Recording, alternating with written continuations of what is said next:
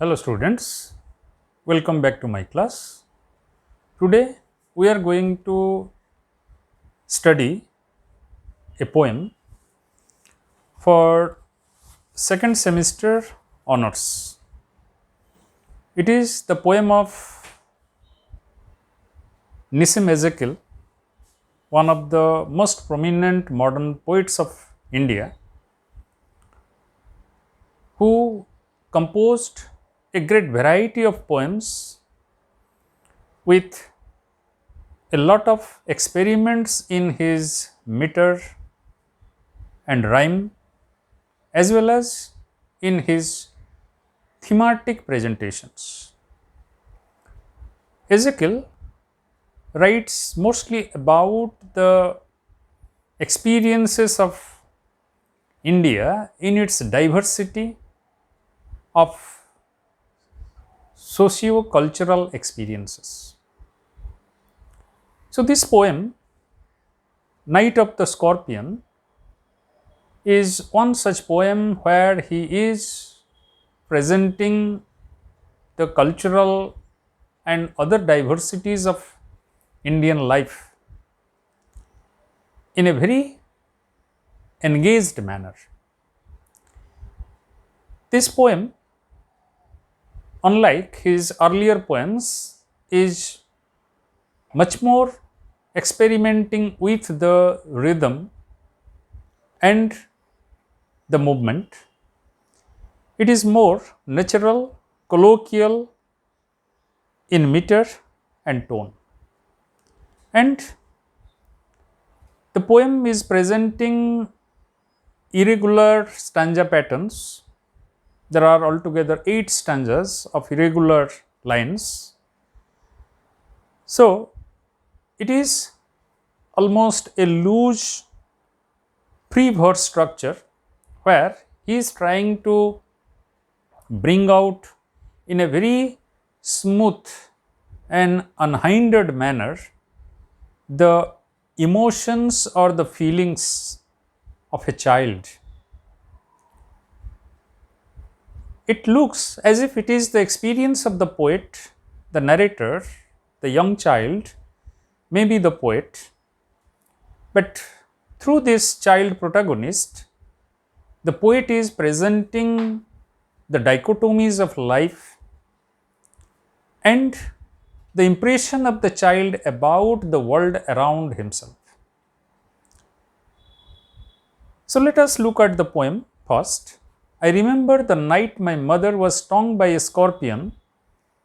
10 hours of steady rain had driven him to crawl beneath a sack of rice. Parting with his poison flash of diabolic tale in the dark room, he risked the rain again. So in the very first 2 stanzas, the child narrator is narrating about an experience of his life, and it is narrated in a very simple manner with simple diction. I remember the night my mother was stung by a scorpion. So the very subjectiveness, the very involvement or engagement of the narrator with the story is visible through the first line. And the scorpion emerges as the villain, and the scorpion bites the mother, and the child is recounting as my mother was stung by a scorpion. So, my mother is the victim and the scorpion is the villain, and in spite of that, it is the world of the child, and the child is looking at the villain with all compassion, as if it is not the fault of the scorpion, because 10 hours of steady rain had driven him to crawl beneath a sack of rice.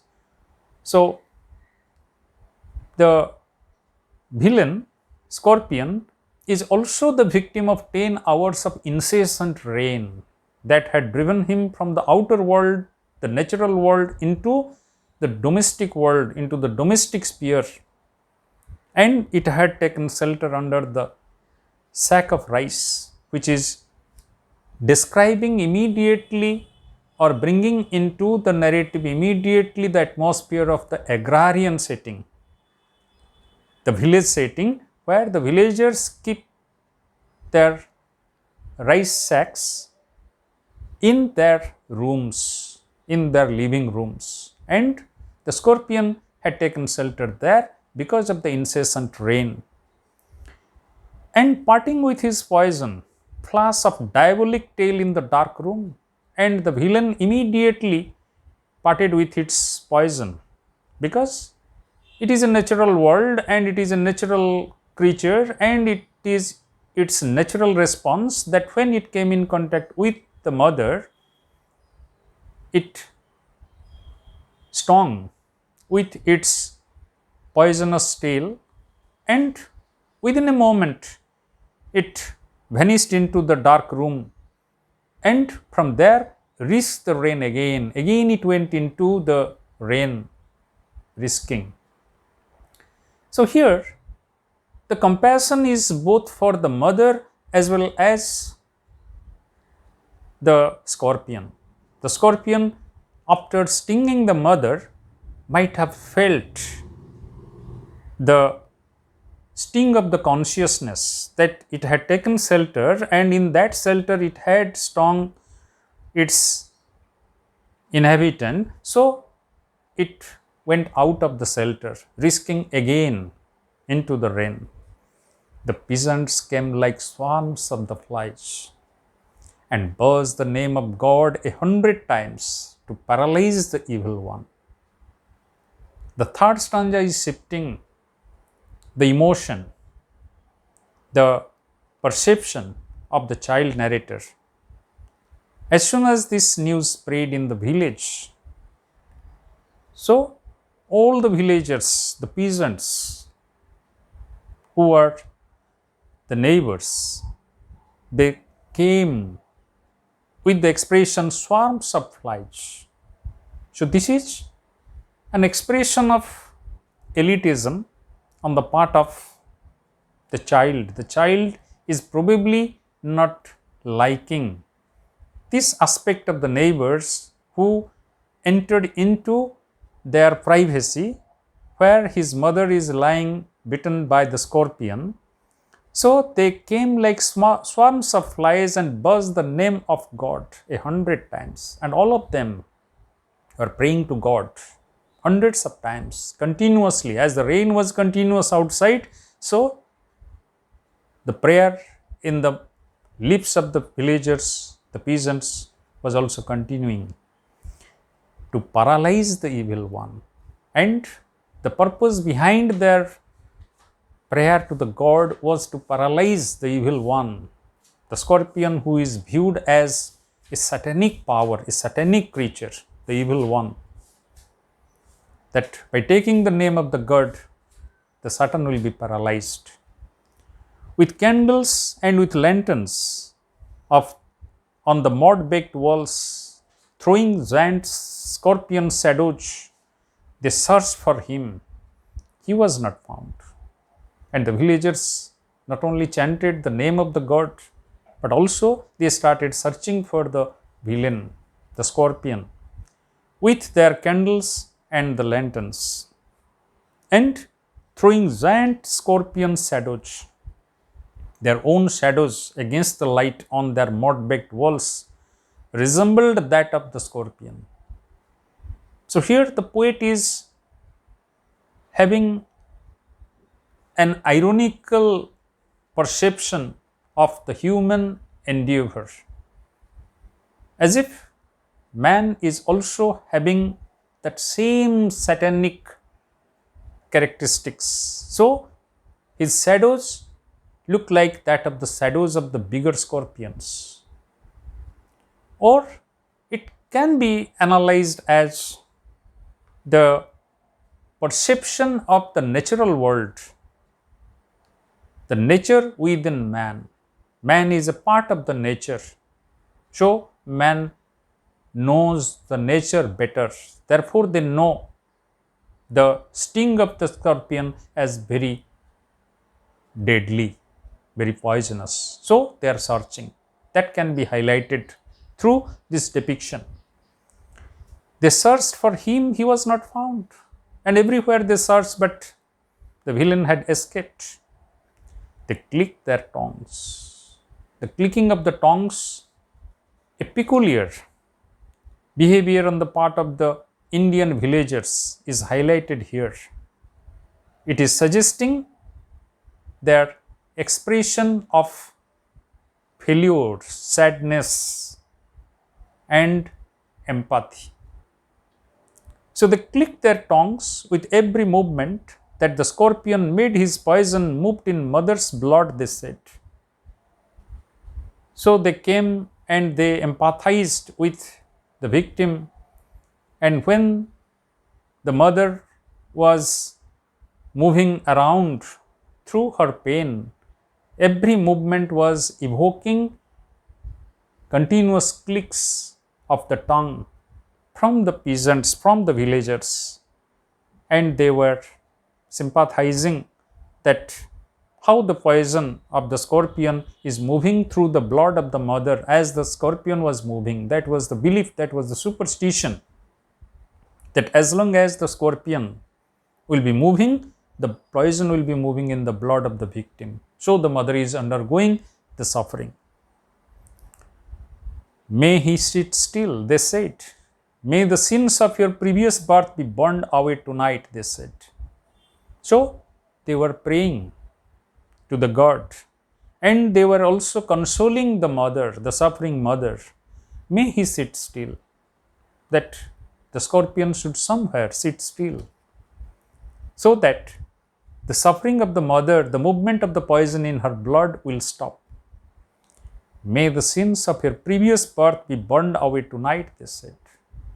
And they also empathized with the mother by telling that these sufferings are nothing to deal with the present situation, but maybe of the previous birth, because they knew their neighbor was a good lady, was a pious lady.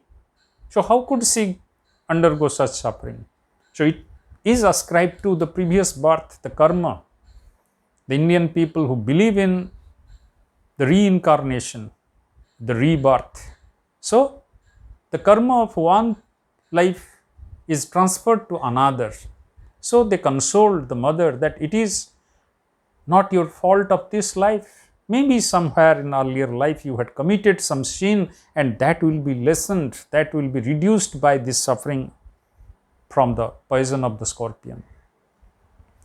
May your suffering decrease the misfortunes of your next birth, they said.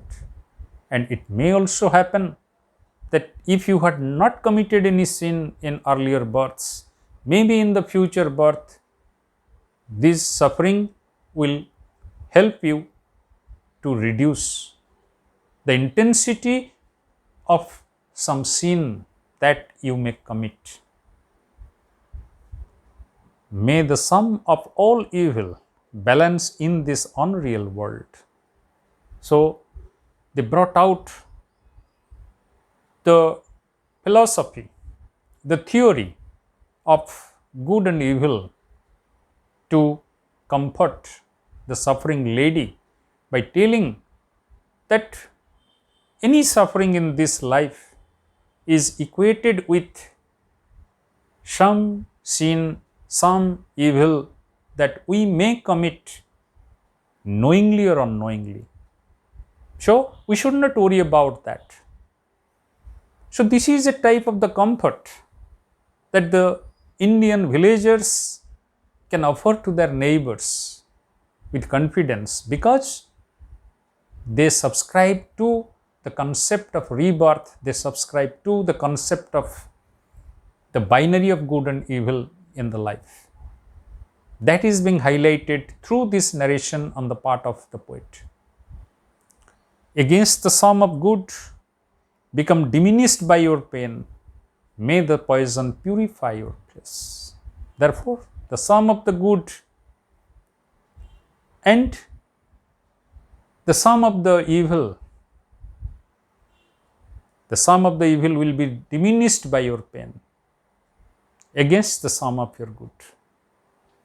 May the poison purify your flesh, because man is a creature with the flesh and bone, the desire, the flesh here symbolizing the desire. Man is having so much of desire. So knowingly and unknowingly we are having so much of desire, which might have been purified by this suffering, by this pain, because some of the desires may cross our ethical boundaries. Unconsciously, we may cross our ethical boundaries by some of our desires. So, at least that will be reduced by the suffering of this biting of the scorpion. Your place of desire and your spirit of ambition, they said, and they sat around on the floor with my mother in the center. And what could be the sin of the flesh? The sin of the flesh, according to the Indian people, is either desire or spirit of ambition. Ambition and desire, they sometimes take us over the boundary of our ethical limits, of our morality, and unconsciously or subconsciously we commit some sin, and that must be purified in this life before our death, before we go back to, our spirit go back to the heaven. And they sat with my mother in the center on the floor, the peace of understanding on each face, and in their own wisdom they were very much confident and convicted, and they are comfortable. So with peace on their face, they were sitting around my mother and they were consoling. But the child is visualizing the dichotomy. On the one hand, his mother is suffering agonizingly, and the villagers are bringing out one after another reasons for the suffering and offering her the consolation with a peace of mind. More candles, more lanterns, more neighbors, more insects and endless rain. My mother twisted through and through, groaning on a mat. But whatever may be the consolation, whatever may be the efforts of the neighbors, their love and care, but nothing could reduce the suffering of the mother. With more candles, more lanterns, more neighbors coming, searching for the scorpion and consoling the mother, more insects coming for the light, and the endless rain, the rain continuing throughout the night. My mother twisted through and through. Mother was suffering with great agony, with great pain in her body, groaning on a mat. My father, skeptic, rationalist. Here, the father is emerging as a binary picture of the villagers. He is not like the traditional religiously and superstitiously believing villagers, but he is skeptic, rationalist, modern man, trying every curse and blessings, but in spite of his rationality, in spite of his modernity, he was allowing to use every curse and blessing, whatever the suggestions of the villagers regarding the sin and all things, he accepted patiently.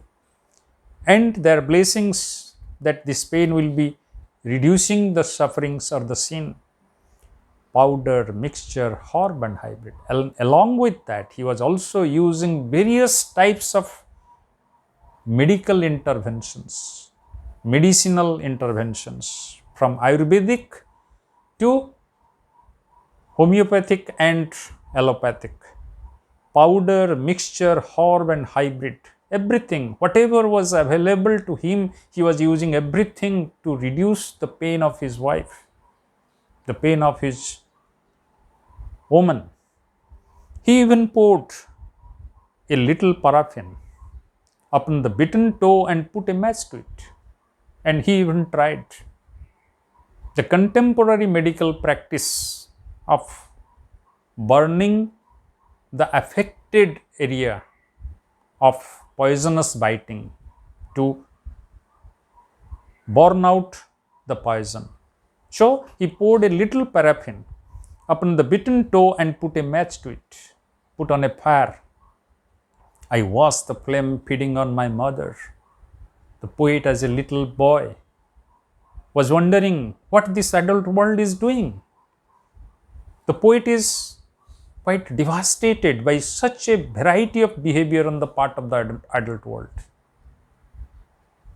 He is a child, and a child's psychology, a child's mind is that the world of the adults, the world given by the adults to the child is a safe world, a secured world, a world of knowledge and wisdom. Everything is organized. But here through the poem, we are finding the child is looking at this adult world breaking apart. There are so many chinks visible in the so-called security and arrangement of the adult world, the wisdom of the adult world, that it is a minor crisis.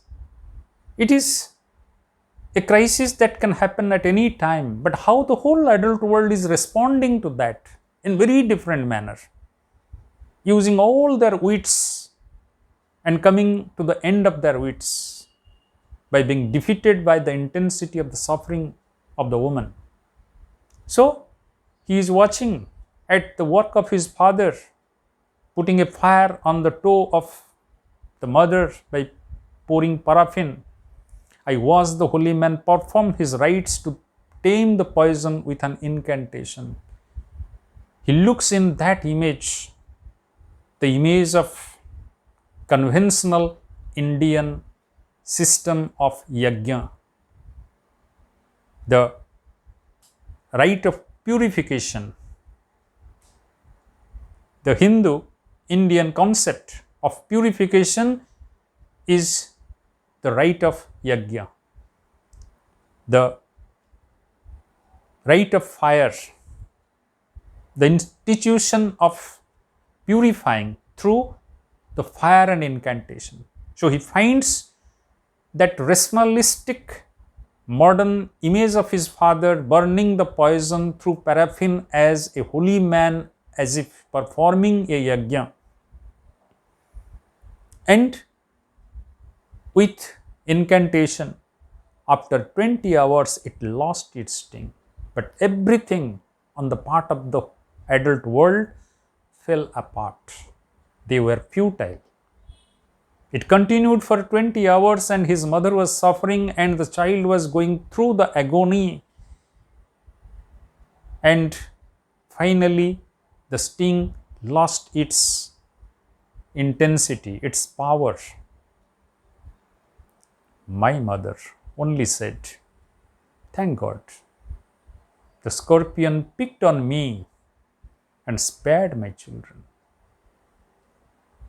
But at the end of this ordeal, at the end of this suffering, when the mother was relieved, how the mother responded to this crisis? The mother responded by thanking the God that the scorpion picked on her and spared her children. So it is the motherly love, it is the self-sacrificing love of the mother that comes at the end. And it comes at the end of such an ordeal, such a confusion on the part of the whole adult world, with their knowledge, with their wisdom, with their practices. all coming to the failure and futility. But the positive end of the poem is the positivity of a mother's love. So, the whole poem we find there are different types of love being manifested. The love of the child for his mother who is suffering, and the child is feeling helpless.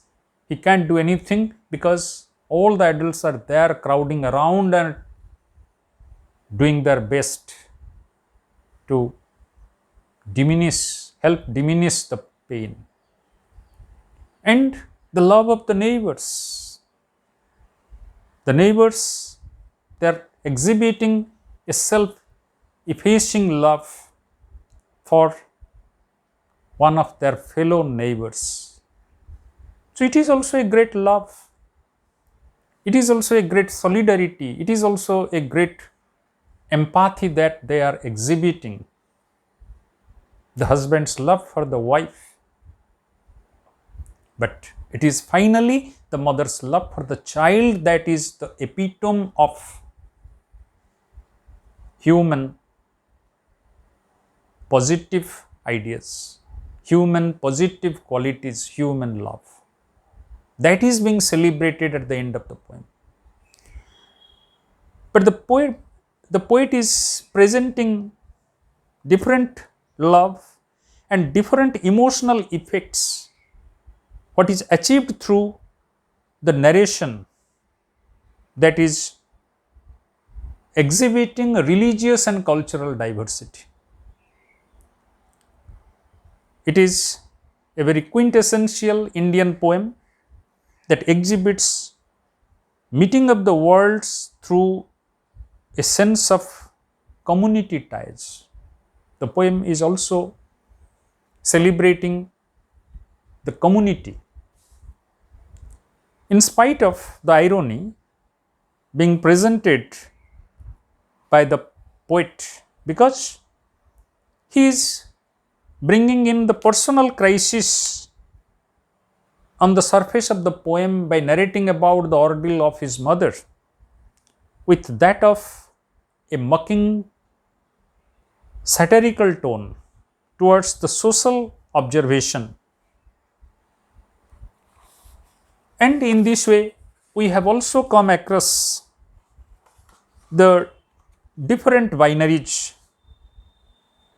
religious ritualism versus modernism on the part of his father, superstitious belief versus rationalism, childlike anger and agony versus adult confusion, social bond and family bond, urban living and that of the natural world. So this is the theme of the poem, and questions can be asked because it is one of the most anthologized poems of Nissim Ezekiel. From the school curriculum to the college level, this poem is taught at different levels. But because we are now discussing it for the honors, so we have to look at such questions that can interpret the poem in a critical manner. So one such question can be, what is the message of the poem in Ezekiel's Night of the Scorpion, which we can answer by situating the binaries that I already had discussed, that is presented by the writer or the poet, and the message of the poem is not only the love winning over all other characteristics of human wisdom and knowledge, but also the world of the child, the voice of the child in interpreting the adult world. that how this poem is sending that powerful message of a child who is interpreting the adult world, and how he is finding the adult world in spite of all its tradition, knowledge, and everything is incapable of meeting the challenge of the natural world. A simple sting of a scorpion puts the whole people of the village, including his modern father, into disarray. So that is the message.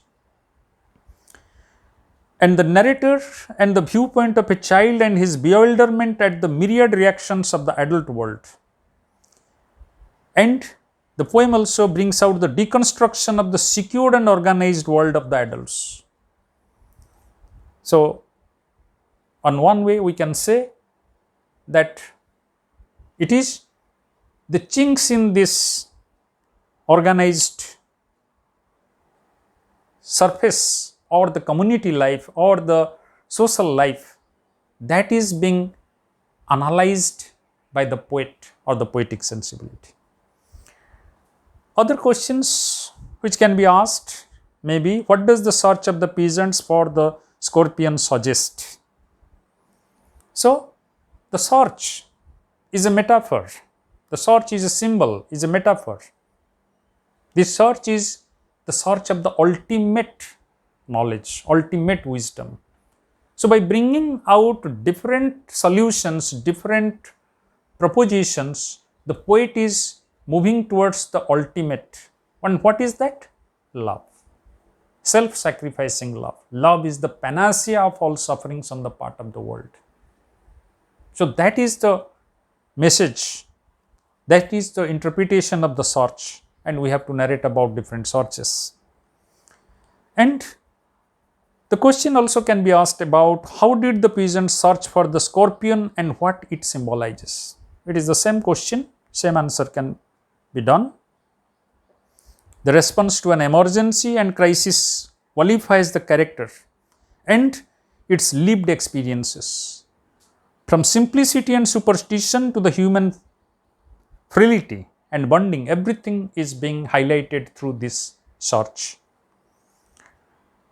Another question can be, bring out the binaries represented through the poem Night of the Scorpion, or write a note on the symbolism used in Night of the Scorpion. So, in this way, this is not a simple poem of reminiscence of a childhood experience, but also it is highlighting the vagaries of the adult world, the situation of the adult world which is put through disarray with a single intervention of the nature. I hope you will be able to answer the questions.